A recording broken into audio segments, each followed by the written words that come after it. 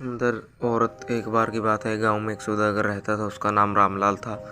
उसकी पत्नी का नाम कमला था। वह बहुत भली थी। उसका स्वभाव बहुत अच्छा था और वह बहुत सुंदर भी थी। एक दिन सौदागर ने अपनी पत्नी से कहा कि वह दूसरे देश की यात्रा करना चाहता है ताकि उसका कारोबार और बढ़े। पत्नी ने हाँ कर दी। फिर उसने अपने मित्रों से भी कहा। मित्रों ने भी हाँ कर दी। इस बीच यहाँ कारोबार को चलाने की जिम्मेदारी उसने अपने एक व्यापारी मित्र को दे दी और कहा कि वह पूरा हिसाब किताब बनाए रखे। जो भी कमाई हो वह उसकी पत्नी को दिया करे। मित्र ने कहा, ठीक है, तुम आराम से जाकर आओ। सौदागर अगले दिन अपने एक नौकर और घोड़ों पर सामान रखवाकर अपनी यात्रा पर निकल गया। उसकी यात्रा लंबी थी। वह नर्मदा नदी के एक राज्य में गया। वहाँ व्यापार की बहुत ज़्यादा संभावनाएं थी। वह वहाँ रुका और अपने परिश्रम से उसने नाम कमाया।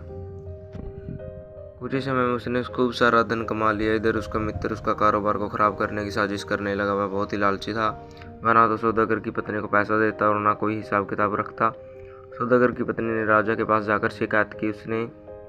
उससे सौदागर का दोस्त गुस्सा हो गया। उसने सौदागर की पत्नी को मारने की योजना बनाई, क्योंकि यदि वह जीवित रही तो वह सारा कारोबार हड़प नहीं सकता था। उसने अपने खास नौकर को बुलाया और कमला को नदी में डुबाने की युक्ति बनाई। उसने कहा कि जब कमला सुबह सुबह नदी वाले देवी मंदिर में पूजा के लिए जा रही होगी तो तब वह उसे नदी में किसी तरह फेंक दे और इससे वह मर जाएगी। नौकर मान गया। नौकर सुबह ही चला गया। कमला नदी मंदिर से आकर घाट पर सूर्य नमस्कार करने लगी तो नौकर ने पीछे से आकर उसे जोर का धक्का दिया। कमला चिल्लाई। वह बहती चली गई।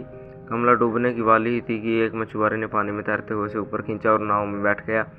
कमला सांस नहीं ले पा रही थी। मछुआरे नाव को अपने गांव की तरफ ले जाने लगा। गांव पहुंचकर वह कमला को अपनी झोपड़ी में ले गया और घर आकर अपनी पत्नी को पुकारने लगा। उसकी पत्नी आई और उसे ऐसे देख वह हैरान रह गई। कौन है यह औरत? मछुआरा बोला, न जाने कौन है बेचारी। मैंने बेचारी को डूबते देखा तो मैंने भागकर उसे नाव में खींच लिया। उसकी पत्नी बोली, क्या यह औरत जिंदा है? उसका पति बोला, शायद सांस अभी रुकी है नहीं है। दोनों ने उस पर पानी छिड़का और कमला थोड़ा हिलने लगी। दोनों ने उठकर उसे बिस्तर पर लेटाया और उसे कुछ खाना दिया। कुछ दिनों में कमला स्वस्थ हो गई। उसने सारी बात उन्हें बताई। इस पर मछुआरे की पत्नी बोली कि उसके पति के लौटने तक उसे उनके साथ ही रहना चाहिए। अब कमला उन्हीं के साथ रहने लगी। कभी कभी वह खाना बनाने में सहायता करती। एक दिन वह झोपड़ी के बाहर गेहूं पीस रही थी कि वहां से एक गाँव का सरदार घोड़े पर आया। उसने जब कमला का सुंदर रूप देखा तो वह उसके समीप आया और बोला, तुम यहाँ की तो लगती नहीं हो, कहाँ से आई हो? मैं दूसरी जगह से आई हूँ। तुमने मछुआरे से शादी की है क्या? वह बोली, नहीं। तो तुम सरदार से शादी करोगी? वह उसको घोड़े पर बैठाने लगा। कमला चिल्लाई। अंदर से मछुआरे की पत्नी बाहर आ गई। वह सरदार के पास आई और कहा, सरदार, इसे छोड़ दीजिए। यह एक भली औरत है। ये दूसरे गांव से आई है। मैं इसे शादी करूंगा। यह कहकर सरदार ने घोड़ा भगाया और वहां से भाग गया। सरदार का एक घर छोटी पहाड़ी पर था। उसने कमला को आंगन में बनी एक कोठरी में बंद किया और बोला, मैं कल ही तुम्हारे साथ ब्याह करूंगा। ऐसा बोलकर वह एक बड़े मकान में घुस गया। कोठरी के भीतर कमला रोती रही। शाम को एक नौकरानी खिचड़ी लेकर आई। कमला ने सोचा, यही मौका है यहाँ से निकलने का। उसने नौकरानी से कहा, बहन, थोड़ा पानी लाकर दोगी? नौकरानी पानी लेने दूसरी तरफ न गई तो कमला ने मौका देखकर वहाँ से निकलने का रास्ता ढूंढा। वह आंगन से बाहर आई और पेड़ों के पीछे छिपकर पहाड़ी से उतरने लगी। उधर नगरी में सौदागर अपनी पत्नी के लिए आभूषण खरीद रहा था। उसने वहाँ बहुत पैसा कमाया। कमला बहुत देर तक सीढ़ियों में चलती रही। तभी उसे कुछ आवाज़ सुनाई दी। वह बहुत डर गई। उसने देखा तो दूर से कुछ घोड़े पहाड़ी रास्ते पर चले आ रहे थे। कमला रुक गई। घोड़ों को लेकर एक व्यक्ति आ रहा था।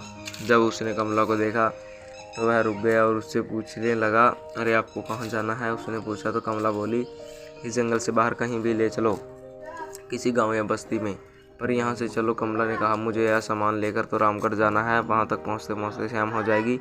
कमला बोली, कोई बात नहीं। क्या तुम मुझ पर विश्वास कर सकोगी? क्योंकि नहीं, तुम अच्छे आदमी लगते हो। तुम भी भली औरत लग रही हो। वह बोला, आओ बैठो इस घोड़े पर। कमला बोला, ठीक है भाई। तो बहन, मुझे अपनी कहानी सुनाओ। हो सकता है मैं कुछ मदद कर सकूं। क्यों नहीं?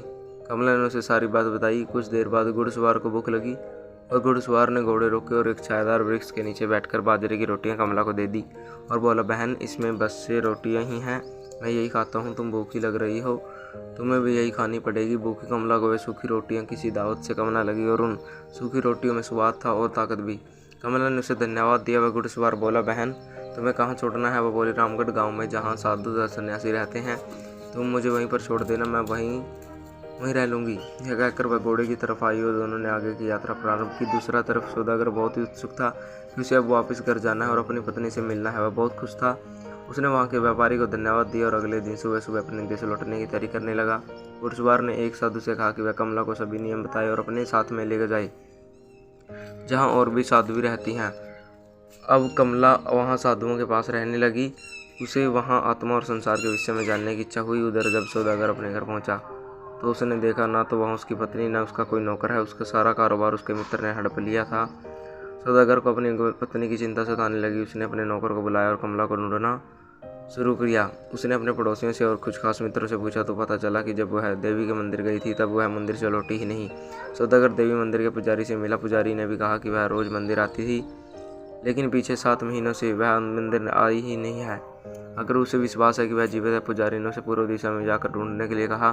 सौदागर ने वह बहुत जगह अपनी पत्नी को ढूंढा पर वह नहीं मिली। इधर सौदागर ने नौकर को अपने मालिक के मित्र का वही नौकर मिला जिसने कमला को नदी में धकेला था। उसने सौदागर के नौकर को सब कुछ बता दिया और वह यह भी बताया कि वह बहुत पछता रहा है।